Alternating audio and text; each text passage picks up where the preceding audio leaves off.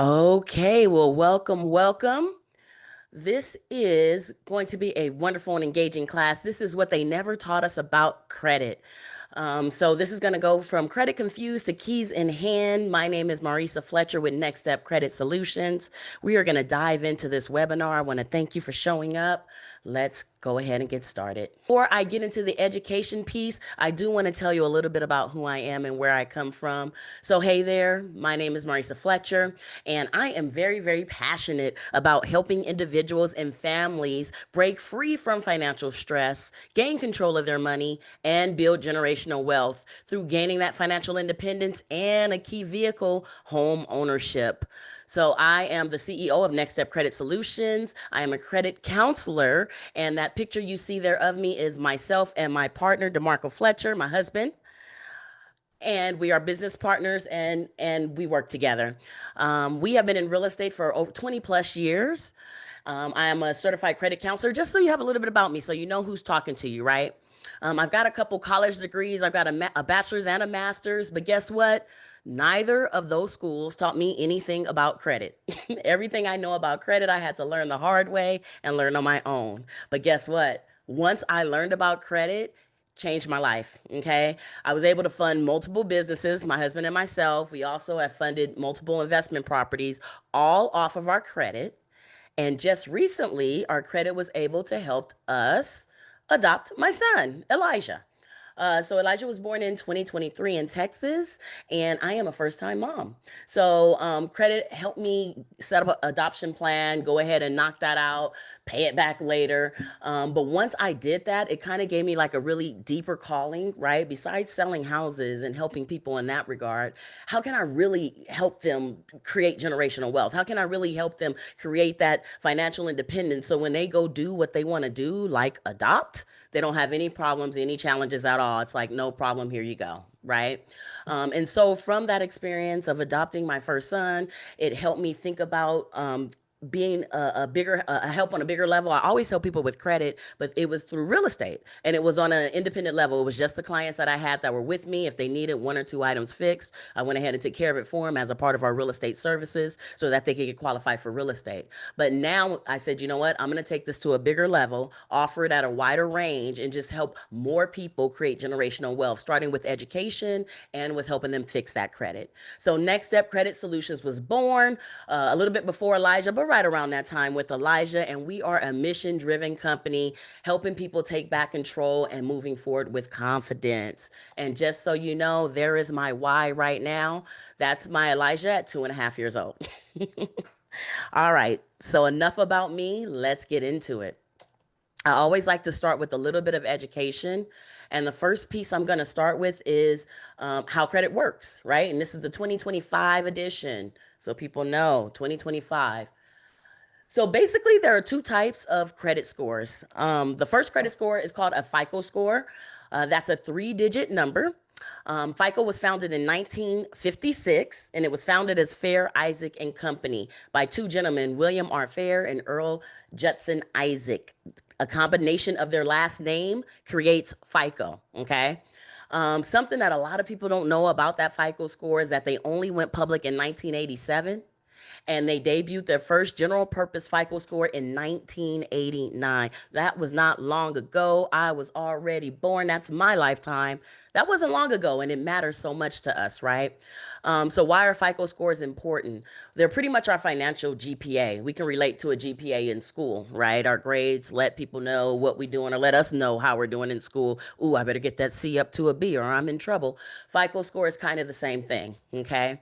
It ranges from a 300 to an 850 score, and the FICO score is usually used to determine how you get qualified for a mortgage. Okay, some recent news, some things are changing now, and credit is always ever changing. But for the most part, for all this time, in order to get a mortgage, you have to have a strong FICO score or a certain FICO score and certain factors. FICO is broken down into 5 categories. You got payment history, credit utilization, length of history, new credit, and credit mix. Okay.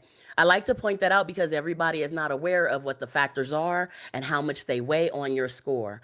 And I always like to point out the two biggest factors: payment history, 35%, and credit utilization, 30%. We're going to talk about utilization a lot in the 30, 40 minutes we have together. When it comes to payment history, late payments hurt more than collections in most cases. A lot of people don't know that. So one late payment can drag your score down depending on what your score starts at, anywhere from 50 plus points. And again, it can hurt you more than collections. Collections are usually a lot easier to take care of than late pays. And then another thing is credit utilization, right? We're going to talk about that a little bit later, so I won't dive into it too much, but know that it is 30% of your FICO score. And usually, if that utilization is high or what we call maxed out, it's usually the quickest way to fix your credit. You don't need credit repair, you just need to work on that utilization. I'll give you some tips on that. Okay. So that, my friends, is FICO. The other type of score that is out there is called a Vantage score. Again, it's a financial GPA. It's how lenders look at you and determine your credit risk. Except Vantage score was created in 2006 by Equifax, Experian, and TransUnion. So it was created by the three bureaus. Okay, so they have a different purpose when it comes to creating this model. It's going to tell lenders how likely you are to repay your debts. Same concept as FICO, but they have slightly different grading systems. You're not graded as hard as FICO scores when it comes to certain factors, such as collections. Okay. Someone can have collections on their credit and still have a higher Vantage score. But then what happens a lot of times is people go to buy a home and they say, oh, well, this shows my credit as this. But when they go to buy a home, the lender tells them something totally different. You know why? Because the lender is looking at a FICO score. Okay. And guess what? It's not just Vantage score and FICO score, it's Vantage scores and FICO scores. In other words, there's a FICO Model 2, a FICO Model 4, a FICO Model 5, and a FICO Model 10. And then there's a bunch of Vantage score models. So it all depends on the lender and what they're pulling. For the most part, mortgage lenders pull FICO scores. There's some legislation that are changing some things in the near future. I'm getting excited about that. But mortgage lenders pull FICO scores, and then auto lenders tend to pull Vantage scores. Okay. Another thing for you to know is that most of the popular sites, the scores that you're seeing on most of those popular sites, are Vantage scores. Okay, so Credit Karma, Credit Sesame, Nerd Wallet, Wallet Hub, Lending Tree, just to name a few. When you pull up that score, it says somewhere at the top, at the bottom, somewhere on that screen, Vantage score 8.0, Vantage this version. Okay, it's usually a Vantage score. So that's why when you go to the lender, the score is usually going to be different because they pull off of a FICO score. Okay. What's the difference? Vantage scores update faster. Even just after 1 month of positive history, your Vantage score can go up. They're more forgiving of late payments, more forgiving of collections. And like I said, most monitoring sites, they're going to use the Vantage scores, not FICO scores. So hopefully you learned a little something from that, because the biggest thing I get in on the credit repair side is, why does this say this and that say that? What's the difference? All right, let's move on. All right, the 3 steps to help improve your credit fast. So, I love I call these my little nuggets. You may know one, you may know two, you usually don't know all three, but if you do, awesome, because that means you're ahead of the game. But if you're not, I'm going to give you these 3 little nuggets that's going to help you improve your credit fast. These are things that you can do. We touched on this in the very last slide, high credit card balances. So utilization is how much of your available credit that you have available to, how much of your current credit you have available to you. So for example, let's say you have $1,000 worth of available line on your credit cards. Okay. And on the combined cards, you're using $300. That means your overall utilization is 30% of what you had available to you. Okay. FICO factors 30% of your score towards utilization. 100 and something points is towards the utilization of the available credit that you have. So the lower the utilization, the more points you have in your scores. Okay. So having high credit card balances, they might be good. It might look good, but it's not about the balance. It's about the utilization, right? If you have a $5,000 balance and it's at a $4,900, I'm sorry, $5,000 limit, and it's at a $4,900 balance, you are 99% maxed out, and you're probably losing anywhere 50 to 100 plus points in your score, depending on what your score was, just by the utilization. Okay, so it's all about the utilization. And the key to know is, if you can keep it under 10%, that is how you maximize your score. You hear a lot online, 30%, 20%. That's all great. It works great. The lower it is, the better. But ideally, if you want to eventually get into the 800 club, you want to keep that utilization under 10%. Lenders want to loan you money and they don't want you to use all of it all the time. They just want to see that you're responsible with it, okay? And they'll keep loaning it to you. Okay, so utilization is a big hack that I tell people about all the time. If you know you're gonna go buy a car, if you know you have a big purchase coming up and your credit is gonna matter, and your credit cards are maxed out or your retail cards are maxed out, work on paying those down. Work on getting those below 30%. 10% if possible. That'll shoot your score up within 30 days. Now, when you go in a dealership to buy that car, you're looking at better interest rate products. Make sense? Cool. Okay, another tip. Paying collections without a plan. I see this almost daily, almost daily. So you never just want to pay a past collection. It can actually drop your score if you just pay a past collection. Why does that happen? Because it actually updates the date of last activity on your credit profile. A lot of consumers don't know that. So I see it all the time. Somebody forgot about a bill, something went into collection, they weren't aware of it, life just happened. It's a $400 balance. They meant to pay it. Okay. They things get better, or they look up later, they're 6, 7, 8 months out, sometimes a year or 2 years out, and they send a payment over to the company and they pay that off. Okay. And they think that's going to bump their score up, right? And it doesn't. It usually drops their score. Here's an example of a drop score from activating the date of last activity and making it current.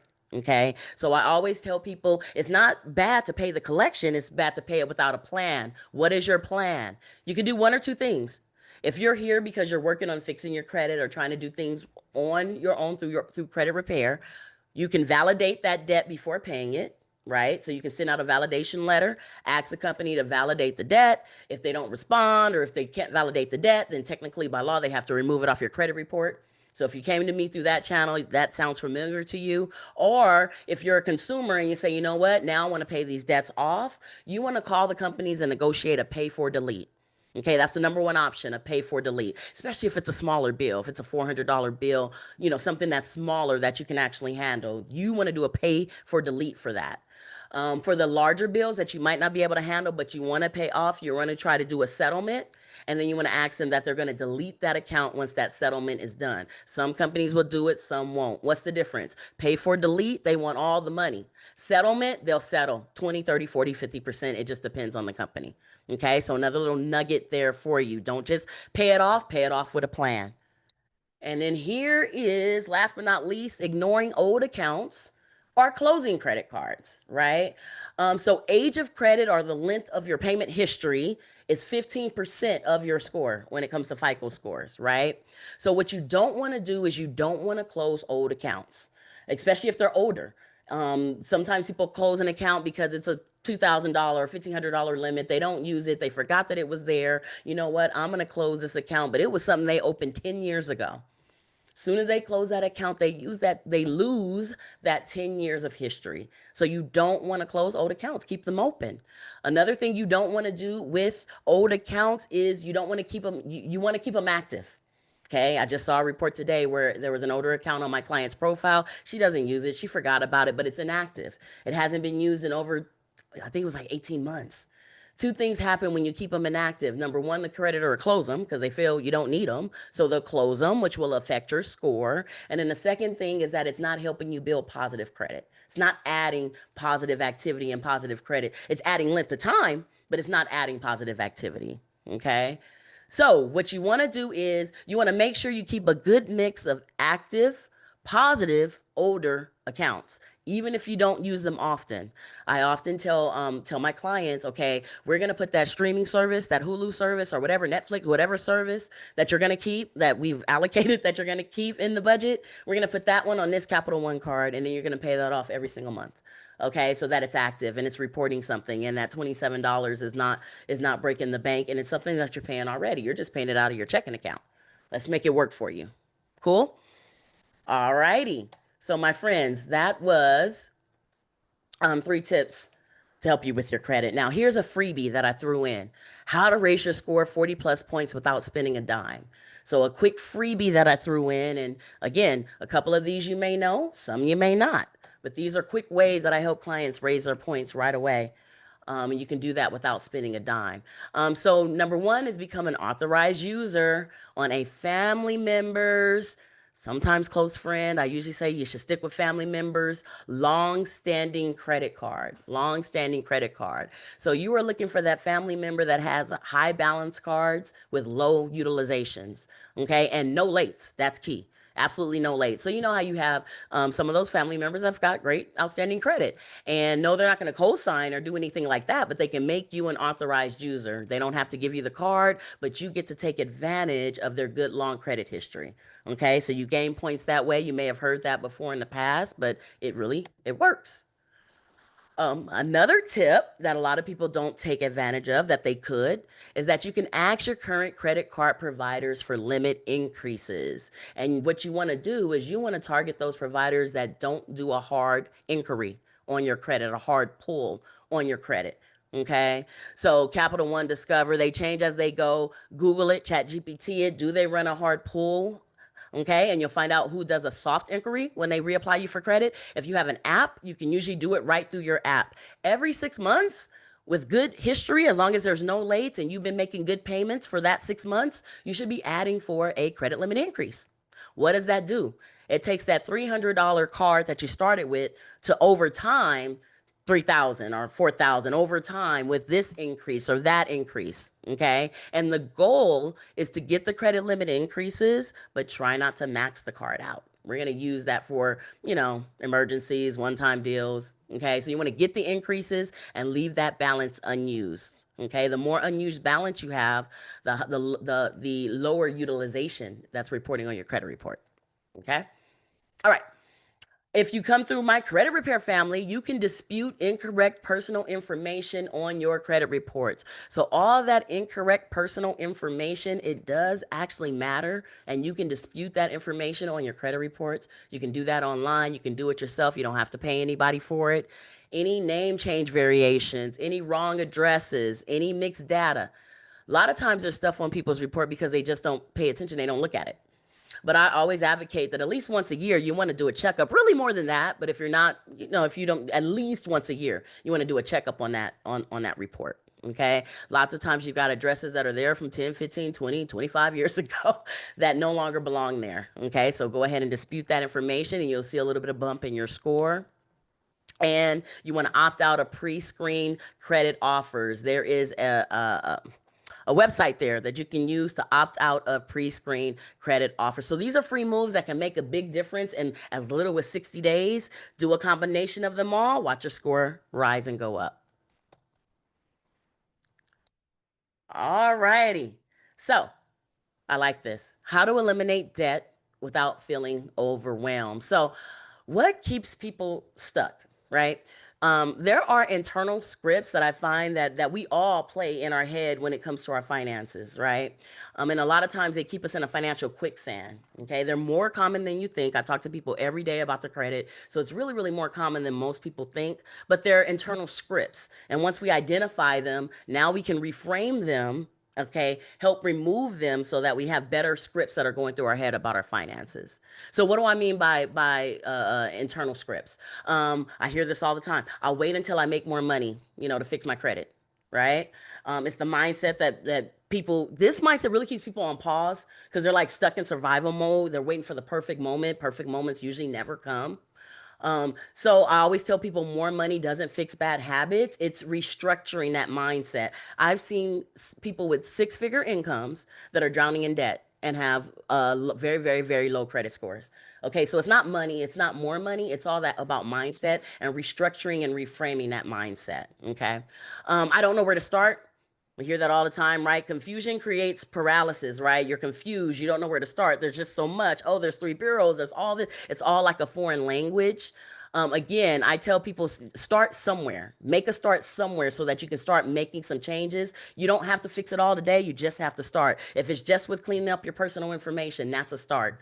Okay. So make a start somewhere. We're going to reframe that mindset. And then also I run into people all the time. They just don't look at their credit. They're afraid of that. Actually, my husband was that way when I met him. He just says, I just don't look at it. I don't worry about it. High income earner. So he really wasn't worried about that part. So, what I always remind people to remember is that credit does not define you, right? It I always say bad things happen to good people. Life happens to good people, and credit is just a part of life, and it's a part of that game. So it doesn't define us. It's just a reflection of choices, and a lot of times those choices are not in our control. Okay, somebody goes through death, divorce, something like that. That's not in our control. We can't control that. And that does take a hit on credit. So I don't want people to feel like credit is a shame. We're just going to reframe it, take a hold of it, and have it give us power. Okay, by taking a hold of it and reframing it. Okay, if you ignore it, then you lose all your power. Okay, so I have got a 5 step game plan. This is going to be recorded for everybody so they can go back and go through all the 5 steps. But I've tried to break it down as minimal as possible into 5 steps. That's a game plan to help you eliminate debt without feeling overwhelmed by it. Okay, okay, but we just have to start. We got to get started on it. So first, 5 step game plan. Hold on, let me make sure you can see. Okay, so number one in our game plan, my computer is doing its thing, is that you want to face it. You don't want to fear it. Um, like I said, that is a mindset that I hear a lot where people, they're like, I'll deal with it later, right? Head in the sand, don't worry about it. No, you want to face it. You don't want to fear it. The way that you're going to face that debt is you're going to get a great hold on it. You're going to know what it is right in front of your face. You're going to want to list all of your debt, right? Use a spreadsheet, use a tracker. If you're an online Excel person, use that. If you're a PDF person, which I am, I print out and write in. Okay, print things out and write it in because that's going to cement it in your mind and it's going to make it conscious in your head. You want to list all your debts, your balances, your minimums, and guess what? You want to list your APRs or your interest rates so that you can see exactly how credit works. Okay, because a lot of times we don't even really realize what that 29.9% APR means at the end of the day. Okay, all right. So remember, if you're thinking, I don't even know where to start, it's a lot. I got a lot of stuff. Remember to reframe it. I don't need to fix it all today. I just need to start. You just need to start. Okay. The way you start is you choose a payoff method that fits you. Right. And there's a couple of really famous payoff methods out there. There's the debt snowball and the debt avalanche method. Right. I'm sure you've heard of it before. So, in a nutshell, the debt snowball is from the smallest to the largest debt.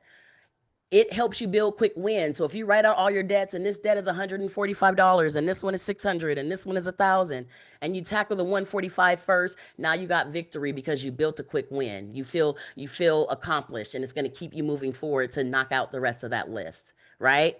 Or you do the debt avalanche method. You pay the one that has the highest interest rate first, right? You look at those interest rates, you label them all down from 30% down to 20%, whatever that range of interest rates are, and you take the one with the highest interest rate and you knock that one out first. Why? Because that's going to save money long term for you. Okay. The key is to pick one of the methods and commit to it. Even if you're not doing it all right away or every time, done is better than perfect. Just create the plan and work on it. Okay. Step number 5, cut the clutter. Cut the clutter. Guys, we got to eliminate the unnecessary expenses. I try to do that every day. Every time something is on something, I'm like, okay, do I really need this? Right? Those subscriptions, all those extra apps. I use all the streaming apps, but if I'm only using this one app for one show, when that show is over, I turn it off. And then I wait the 5 months for them to come back out again and I turn it back on and I just save 5 months of $20. Every little bit helps. Okay.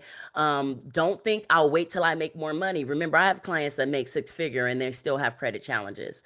What you want to think is what can I do with what I have now? So when I'm cutting that app off for 5 months and saving that $20, I'm applying that down to the debt that's on my list of the debt snowball or my avalanche method. Okay, that $20, that $25 makes a difference over time, even on one account. It just makes a difference and it helps you build momentum. So that's the mindset that you want to create around that. Reallocate that debt. All right, 4th step is automate the process. This is one of the hardest ones I know because this was me. I hated auto pay. I was like, I'm not doing auto pay. I don't want auto pay. I'll do it myself. The older you get, the larger your family gets, the more responsibilities you have, the more businesses you run, the more expenses you get. Guys, the older I get, the less I remember too. How do you remember to keep up with all that stuff? I just had a client the other day that had some stuff back in 2022 that she forgot. She just forgot she had it. She ended up having a 60-day late on one of her accounts because she don't didn't use it that often. And once she used it, she forgot she had it. Something out of help, something that I do now religiously, auto pay. Auto pay. Auto pay the minimum payment. If the minimum payment on a lot of these cards is $25, $30, auto pay the minimum payment. If you plan to pay more than the minimum payment, because that was my excuse, no problem. Just make a second payment or make an extra payment towards that payment. Whatever more you were going to pay, just pay it towards it, but leave that auto pay on. Making biweekly payments, guys, helps improve your credit faster. Okay, that's number one. So that's a tip right there. Having something on auto pay, guys, gives you peace of mind, and you don't have to worry about the dreaded late pay that decimates your score by 35% and is really hard to get off. Okay. Okay, so auto pay, I say, is our friend. Even some auto pays, you save money. I have solar on my house. I save 15 bucks a month because I put it on auto pay. For the first couple months, I was like, no, I'm not gonna do auto. Then I thought I did the math. I'm like, wait a minute, $15 a month, 100. Yeah, okay. Every little bit adds up. So auto pay helps. And then they have those roundup apps like Acorn and Capital. There's a few other those roundup apps where if you pay for something and it's $1.50, they round it up to $2 and they put that extra 50 cents in an account for you. Right? You want to force your way to save? That's how you do it. Okay. And then the fifth step to building a game plan that's going to work is that you reward those small wins. Every time a debt is paid off, you should be having a little reward. Now that don't mean go out and charge up a bunch of stuff, okay? And go buy that new motorcycle you were waiting on. No, no, no, no, no. It means now you get to have a reward. So my husband and I used to eat out a lot, right? It's just what we used to do. Now it is tied to a reward. We're not just going to eat out and spending that couple, $100, whatever it is, when we could just eat at home. But we got a reward. We accomplished this goal that we set for ourselves. We're going to go and celebrate, okay? It helps avoid burnout, and you don't want to deprive yourself. The thing that a lot of people think when they're going on their credit repair journey is that they're depriving themselves. They're not getting to do anything because it's all going to bills. That's not the mindset you want. That's not going to help you and be positive to you. You don't want to deprive. You just want to prioritize. Okay? Make sense? All right, there's that five-step game plan. And how am I doing on time? I'm doing okay. All right, I got a little bit of time left, just a little, which is great because now I'm going to tell you how to build financial momentum, right? When we think about our journey and our plan, we don't want to think about big moves. Right. We don't want to think about, oh, when I have this $30,000 6-month plan saved over here or when I'm doing it. No, no, no, no. We want to make a bunch of small moves that gain momentum 1% at a time to get us to where we want to go over time. Okay. So I'm going to teach you how to do that with your finances, how to build financial momentum. Okay, let's go. So these are going to be 5 financial momentum builders. Okay, so number 1, create your money map. There's a little photo up there of what a money map looks like. You need to know where your money is going at all times. So really, what is a money map? It's a budget. It's a budget. I think there's a stat that maybe like 9% or something of people actually have a budget. I get it. It makes sense, right? Who wants to be stressed out the whole time worrying about their finances? We're going to reframe that mindset. You're not worrying about your finances. You're being aware of what's going on so that you can build a game plan that's effective and efficient. Okay. And it's on your time frame and it's your game plan. Okay. So you adjust it as you go, but you want to start with a budget. Zero based budget means every dollar has a job. Every dollar has a job. If your paycheck is $1,000, that $1,000 is allocated, whether it's towards bills, whether it's towards savings, whether it's towards investments, whether it's towards entertainment. Doesn't matter. It's allocated. Okay. They have tools online. There's a few that are listed there. Rocket Money, YNAB. Those are the more popular ones. Or you can use simple Excel spreadsheets. Okay. The key is just to have that budget. And it's a work in progress. You don't do it today and then never look at it again. Right. I look at my budget on a regular basis, my income, my expenses. It's a business. Think of your credit like a business. It is a business that if it's run correctly, it'll help you with your life and your generational wealth. Okay. All right, so your money map is number 1, and your budget is really your budget. Then you want to build an emergency fund. Remember, I said we do things in baby steps. We don't need to do like these big, humongous goals. I hear all those other people saying that you need 6 months of reserves and blah, blah, blah. But that's hard. That's hard. Let's start with the mini a mini emergency fund first. Let's start with $500, $1,000. Let's start with that money that when your tires go out, there's the emergency fund. When your car breaks down, there's the emergency fund. I get that a lot of times in when I'm helping clients on their journey, something happens. It could be a 60-day journey. It could be a 8-month journey. Something always happens. You know what? It's called life, but something always happens. And that something is usually derailing them from their journey, right? The tires got messed up. So now we gotta use a credit card for the tires. So now we can't do our credit journey right now because we got to stop until we fix the tires. Okay. Here's a way to help fix that. Build a mini emergency fund. And I love the little chart I have up there because that's how I do it. That's how I do it in small baby steps. Okay, $20 a day, $10 a day, $30 a day, $5 a day. Oh, this day I have more, I'll put in 50. Small baby steps, 50 to I'm sorry, 500 to $1,000 and then stop. Okay, quick wins, okay? And then stop. And you have that little emergency fund so life just doesn't derail you. Okay? Third way to as a momentum builder is to increase your income. So one way, of course, is to cut your spending. Another way is to increase your income. These days call for it some kind of way, but there's more than one way, right? You can be a part-time hustler, you can Uber, you can deliver groceries if that fits your lifestyle, if that fits your budget. If you don't have small littles at home, you got to take care of stuff like that. Or you can monetize a skill. Okay, think, what can I monetize? What can I do for $50 an hour this week? What can I do for $100 a day this week? Can I organize things really well and monetize a skill organizing? The beautiful thing about our country is that we can create. We have a lot of opportunity to create. So let's think of how to create that additional income that we need to help tackle those finances. Okay. And again, there's multiple ways you can do that. It's your day job plus your side hustle and still keeping balance. Still keeping balance. Not telling you to go crazy. But I know a lot of clients that picked up a part-time job right now because it's helping them help make ends meet and it's helping them reach those goals that they're trying to reach. All right, another one.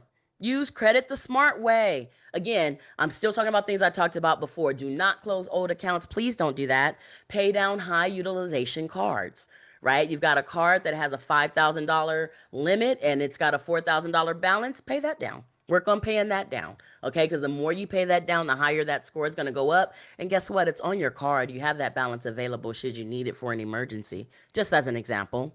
Okay.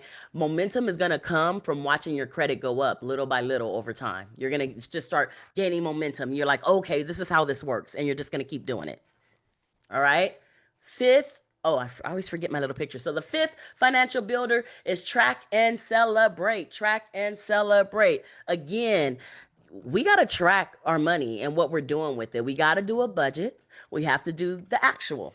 Okay, every single month, I look at the budget and then I look at my income, my expenses, and then I track it. I reconcile it, right? Where do I need to make adjustments, right? But you definitely have to track it because you cannot win where you're not tracking. Okay, and then again, you got to celebrate. So figure out a way for you and your family to celebrate your wins. Me and my family, we love staycations where we'll go to San Diego, we'll go to Big Bear, something that's inexpensive and an hour away, staycations. But we have to tie that to a goal, right? To a credit goal, right? Where we deserve to go on the staycation, not just going just because we can, right? So that's another way to help celebrate those. All right. Okay, so as we are rounding up and ending up on our time, I'm going to show you how Next Step help people turn not yet into ready to buy. As you guys know, like I said, I am a mortgage broker, over 20 plus years in the real estate industry, and I help people with their credit so they can build generational wealth, whether they're already in their home and they need to repair that credit to get a HELOC or buy something else and sell that house. Credit is an important factor, and it's not just credit, it's about being mortgage ready. So in front of you are just a couple of examples of some clients' profiles that we worked on. Remember, clients range, right? Sometimes one of the clients on here had a student loan that reported and knocked his score down 150 points. We got that off. So that's how his score went up so quickly. We have someone on here that had really high utilization. She's already in the mid sevens and couldn't break it. And she had like 50 years of credit, not like 40 years of credit. High utilization, paid down all her credit cards, scores went up. Just needed that education and advice. So everybody is unique. unique. Everybody is different. The fact of the matter is that 79% of credit reports contain errors. So if there are errors on your report or old collections or old late pays that are holding you down, Next Step will be able to help you on that credit journey. Clean that up, repair, rebuild, and restore that credit. And just a few more slides. We have a very, very simple process. We have a QR code. You'll get that in an email as well for everyone that registered, where you can sign up for a $1 trial. The trial is good for 7 days, but it's to a credit monitoring service. It's only $1. With that $1 trial, I can provide you a free credit analysis via Zoom or via video, whichever you're most comfortable with, and tell you what's holding your score down and what you can do to increase that score. That free video is yours, no cost again, just a $1 trial to a third-party credit monitoring service. After that, if you said, you know what, Marisa, I've got some things, I really need your help. I want to start this credit journey and I want to start it by having you guys help us, then we can schedule a time to jump on a Zoom and do your onboarding and your initial strategy session. After we do our initial strategy sessions with clients, we are updating them every 2 weeks. And so we're always having little strategy sessions to update to help those clients fully understand how credit works. And as they're rebuilding, they're restoring their credit as well. Okay. So, pain points that we help solve. If you've got bad credit, or I call it challenge credit, I don't call nothing bad. It's challenge, right? You have some challenges because life hit like it always does. We help clients qualify for mortgages or lower their interest rates, remove errors, charge off collections, and outdated public records. I help business owners improve their profiles so that they can qualify for business funding. And the biggest thing I love to do is educate. I educate clients and I help a lot of people that are rebuilding. So if it's after divorce, medical debt, identity theft, which is huge right now, any of those things, I can help educate and help people get back on track. So if this is you or someone you know, they want a free credit consultation, I'm going to forward you guys an email. Please go ahead and forward it to them and let's get them some free information and see if we can help them get back on the road to financial wealth. That, my friends, concludes this presentation. We are Next Step Credit Solutions. I want to thank you all for being here and listening. At this time, I can turn off the recording and open the floor for any questions that may be available. And if there are none, I will give you back your night. So thank you again, and the recording is stopping.